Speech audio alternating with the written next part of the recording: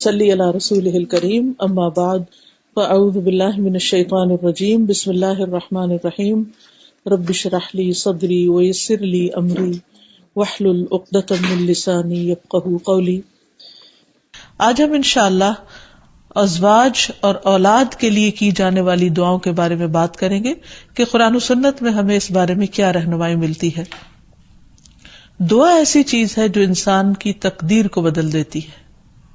عام طور پر ہم اپنے خاندانی زندگی میں، گھریلو زندگی میں جب پریشان ہوتے ہیں تو ہم سمجھتے ہیں کہ شاید یہ مشکلات زندگی کا حصہ ہیں اور ان میں کبھی کوئی تبدیلی نہیں ہو سکتی، حالانکہ اللہ سبحانہ وتعالیٰ کے لیے کسی بھی چیز کو بدلنا کچھ بھی مشکل نہیں۔ بعض اوقات ہمیں شیطان یہ وسوسہ ڈالتا ہے کہ یہ چیز تمہاری تقدیر میں لکھ دی گئی تھی، اس لیے اب اس سے کوئی نجات کا راستہ نہیں، حالانکہ حدیث میں واضح طور پر آتا ہے، رسول اللہ صلی اللہ علیہ وسلم نے فرمایا، کوئی چیز تقدیر کو بدل نہیں سکتی سوائے دعا کے، اور کوئی چیز عمر میں اضافہ نہیں کرتی سوائے نیکی کے، یعنی اگر انسان دوسروں کے ساتھ خیر و بھلائی کرتا رہتا ہے تو یہ چیز اس کے عمر میں اضافے کا ذریعہ بنتی ہے۔ جیسا کہ ہم نے پہلے بھی ذکر کیا تھا کہ دعا کی قبولیت کے لیے ضروری ہے کہ پہلے ہم اللہ سبحانہ وتعالیٰ کی تعریف بیان کریں۔ اللہ سبحانہ وتعالیٰ کی تعریف کے بے شمار کلمات ہیں جو نبی صلی اللہ علیہ وسلم نے ہمیں سکھائے ہیں۔ ان میں سے ایک یہ بھی ہے، مصعب بن سعد اپنے والد سے روایت کرتے ہیں کہ ایک اعرابی رسول اللہ صلی اللہ علیہ وسلم کی خدمت میں حاضر ہوا اور عرض کیا کہ یا رسول اللہ، مجھے ایسا کلام سکھائیں جسے میں پڑھتا رہوں۔ آپ نے فرمایا، کہو لا الہ الا اللہ وحدہ لا شریک لہ، اللہ اکبر کبیرا والحمد للہ کثیرا، سبحان اللہ رب العالمین، لا حول ولا قوة الا باللہ العزیز الحکیم۔ اللہ کے سوا کوئی الہ نہیں، وہ اکیلا ہے، اس کا کوئی شریک نہیں، اللہ سب سے بڑا ہے، بہت بڑا، اور تمام تعریفیں اللہ کے لیے ہیں، بہت زیادہ پاک ہے اللہ جو تمام جہانوں کا رب ہے،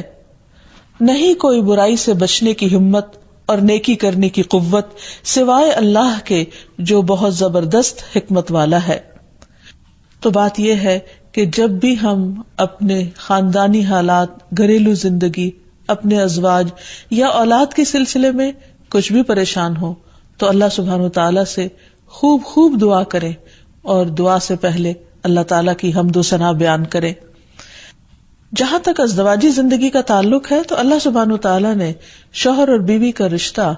باہم ایک دوسرے سے سکون حاصل کرنے کے لیے بنایا ہے، اور اگر گھریلو زندگی میں دونوں کے درمیان سکون ہی نہ ہو، کوئی خوشی ہی نہ ہو، باہم محبت اور رحمت ہی نہ ہو تو زندگی ویران ہو کر رہ جاتی ہے۔ اللہ سبحانہ وتعالیٰ قرآن مجید میں شادی کی حکمت کو بیان کرتے ہوئے فرماتے ہیں، وَمِنْ آيَاتِهِ أَنْ خَلَقَ لَكُم مِّنْ أَنفُسِكُمْ أَزْوَاجًا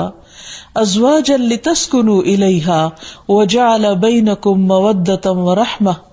إِنَّ فِي ذَلِكَ لَآيَاتٍ لِقَوْمٍ يَتَفَكَّرُونَ۔ اور اس کی نشانیوں میں سے ایک یہ ہے کہ اس نے تمہاری ہی جنس سے تمہارے لیے بیویاں پیدا کی تاکہ تم ان کے پاس سکون حاصل کرو، اور تمہارے درمیان محبت اور رحمت پیدا کر دی۔ غور و فکر کرنے والوں کے لیے اس میں کئی ایک نشانیاں ہیں، یعنی اللہ سبحانہ وتعالیٰ نے تو فطری طور پر انسان کے اندر ایک دوسرے کے لیے کشش رکھی ہے، محبت رکھی ہے،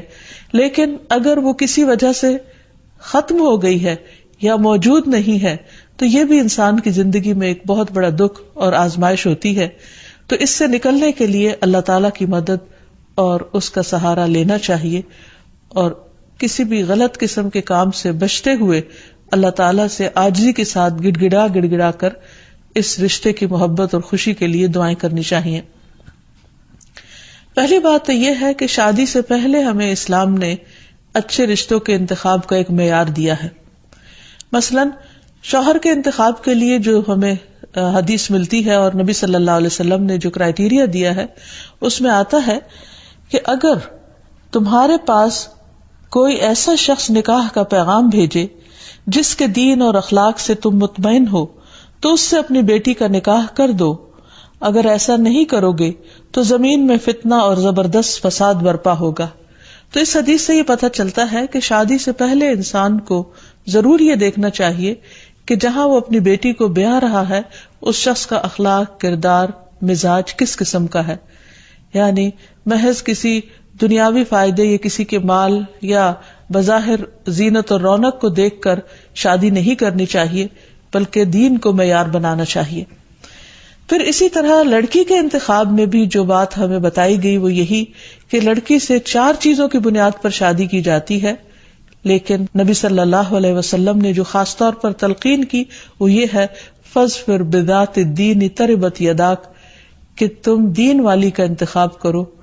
تمہارا بھلا ہو. یعنی لڑکی بھی نیک ہو، اللہ تعالیٰ سے ڈرنے والی ہو. اسی لیے ہم دیکھتے ہیں کہ خطبہ نکاح کے اندر اللہ سبحانہ وتعالیٰ 3 آیات میں 4 دفعہ اللہ کے تقوی کا حکم دیتے ہیں، کیونکہ جب تک انسان اللہ تعالیٰ سے نہیں ڈرتا اس وقت تک انسان انسانوں کے حقوق صحیح طور پر ادا نہیں کر سکتا. ایک اور حدیث میں بھی نبی صلی اللہ علیہ وسلم نے نیک عورت کو دنیا کی بہترین متاع قرار دیا. فرمایا دنیا فائدہ اٹھانے کی چیز ہے اور دنیا کی بہترین متاع نیک عورت ہے. یعنی کسی بھی مرد کی سب سے بڑی خوش قسمتی یہ ہو سکتی ہے کہ اسے جو شریک حیات ملے وہ نیک ہو، با اخلاق ہو اور خاندان کو بنانے والی ہو، رشتہ داریوں کو جوڑ کر رکھنے والی ہو. لہذا اس سلسلے میں اگر ہم نکاح سے پہلے ہی اللہ سبحانہ وتعالیٰ کے احکامات کو مد نظر رکھیں تو بہت سے مسائل سے بچ سکتے ہیں. رشتے کے انتخاب کے بعد نکاح کرنے سے پہلے استخارہ کرنے کا بھی حکم دیا گیا. استخارہ دراصل کیا ہے کہ انسان اللہ تعالیٰ سے خیر مانگتا ہے کہ یا رب اگر اس جوڑ میں بھلائی ہے، خیر و برکت ہے تو اس کام کو ہمارے لیے آسان کر دے، اور اگر خیر و بھلائی کہیں اور ہے تو ہماری رہنمائی اس طرف کر دے. استخارے کی باقاعدہ دعا نبی صلی اللہ علیہ وسلم نے سکھائی ہے، اور صحابہ کہتے ہیں کہ آپ ہمیں قرآن کی سورت کی طرح یہ دعا سکھایا کرتے تھے. ہمیں بھی اس دعا کو یاد کر لینا چاہیے، نہ صرف یہ کہ شادی اور نکاح بلکہ دیگر مواقع پر بھی جب انسان زندگی میں کوئی اہم فیصلے کرنے جا رہا ہو تو اس دعا کو ضرور پڑھ لے. پھر یہ کہ نکاح ہونے کے بعد بھی انسان خواہ بظاہر حالات درست بھی کیوں نہ ہوں، باہم ایک دوسرے کے ساتھ محبت اور ایک دوسرے کی خیر و بھلائی کی دعائیں مانگتا رہے. اس سلسلے میں جو ہمیں ایک بہترین دعا قرآن مجید میں سکھائی گئی ہے وہ ہے ربنا ہب لنا من ازواجنا وذریاتنا قرۃ اعین واجعلنا للمتقین اماما. اے ہمارے رب ہمیں ہماری بیویوں اور اولادوں سے آنکھوں کی ٹھنڈک عطا فرما اور ہمیں متقین کا امام بنا. یعنی ہماری جو آئندہ نسل ہو یا جو ہماری آئندہ جنریشنز ہو وہ نیک ہوں، خدا خوفی رکھنے والی ہوں. اور یہ کہ ہمیں اپنے ازواج سے اور اولاد سے آنکھوں کی ٹھنڈک دے، یعنی خوشی عطا کر کے ہم جب ان کو دیکھیں اور ان کی زندگی میں ان کو پھلتا پھولتا دیکھیں اور خوش دیکھیں تو ان کی خوشیوں سے ہمیں خوشیاں نصیب فرما. اسی طرح رسول اللہ صلی اللہ علیہ وسلم نے ایک اور دعا بھی سکھائی ہے کہ جس میں برے ساتھی اور ایسے شوہر یا ایسی بیوی سے پناہ مانگی گئی ہے کہ جو انسان کو وقت سے پہلے بوڑھا کر دیں. حدیث میں آتا ہے اللہم انی اعوذ بک من جار السوء ومن زوج تشیبنی قبل المشیب. اے اللہ میں تیری پناہ طلب کرتا ہوں برے پڑوسی سے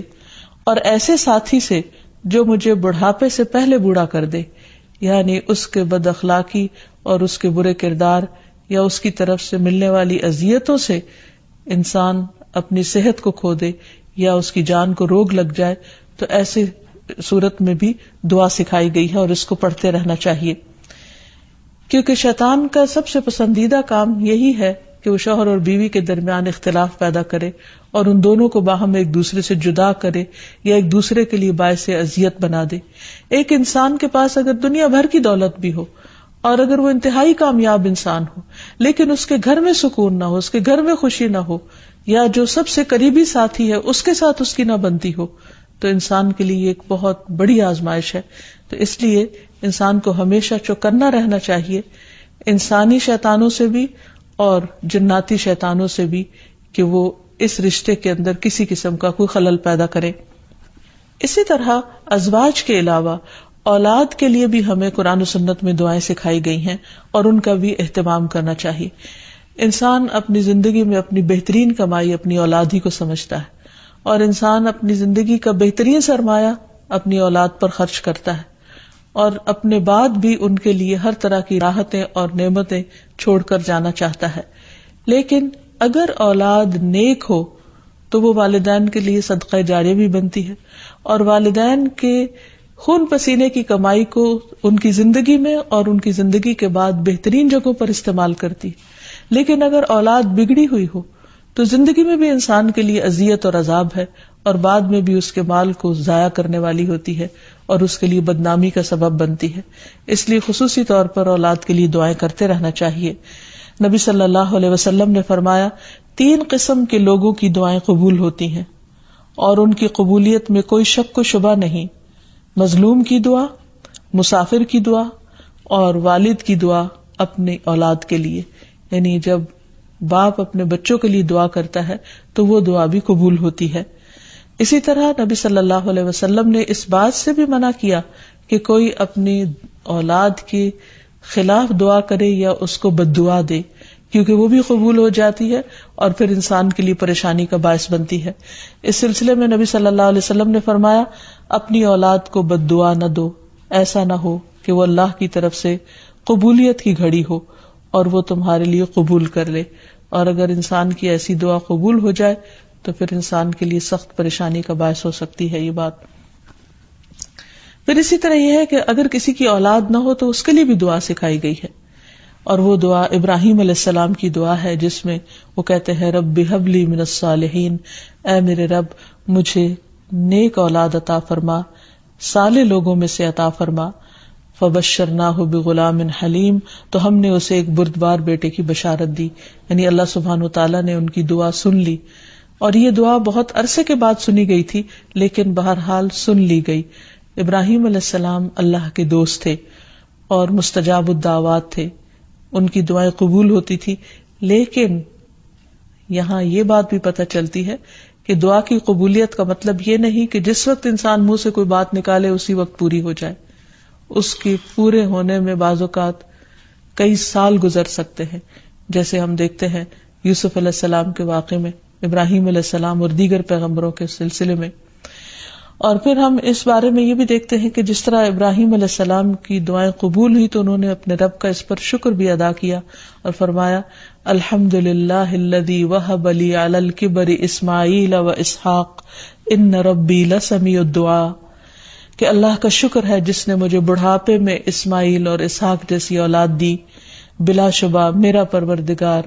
دعائیں سننے والا ہے. اور حقیقت یہ ہے کہ اللہ تعالیٰ پیغمبروں کی بھی سنتا ہے اور پیغمبروں کے علاوہ باقی لوگوں کی بھی دعائیں سنتا ہے. اس لیے اولاد کی طرف سے کبھی بھی مایوس نہیں ہونا چاہیے،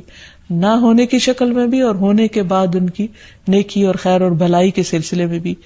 اور اس میں ہم دیکھتے ہیں کہ زکریا علیہ السلام کی بھی اولاد نہیں تھی تو وہ بھی بڑھاپے تک مایوس نہیں ہوئے اور دعا مانگتے رہے.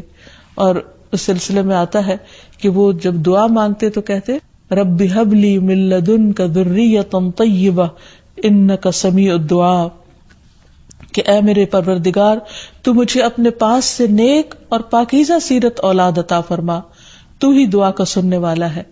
یعنی پیغمبر ہمیشہ صرف اولاد کی دعا نہیں کرتے بلکہ نیک اولاد کی دعا کرتے ہیں.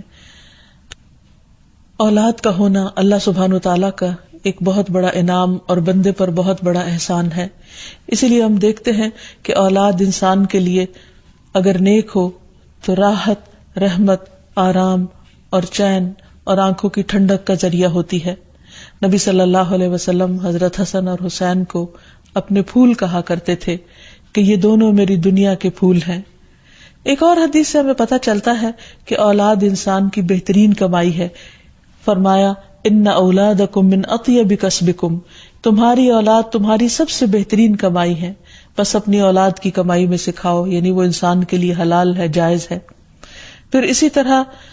بیٹیاں جو ہیں ان کی تعلیم و تربیت اور ان کی پرورش بھی ایک بہت خیر و بھلائی اور جنت کمانے کا ذریعہ ہے. لیکن اس کے ساتھ ساتھ یہ بھی یاد رکھنا چاہیے کہ اولاد ایک رسپانسبلٹی بھی ہے، ان کے بارے میں سوال بھی کیا جائے گا. کہ ان کی تربیت کس طرح کی. پھر خصوصی طور پر اسے ماں کی ذمہ داری قرار دیا گیا، اگرچہ ماں اور باپ دونوں ذمہ دار ہیں، لیکن عورت سے اس کے گھر والوں یعنی اس کے بچوں کے بارے میں اس سے سوال ہوگا کہ اس نے ان کی تربیت کیسے کی.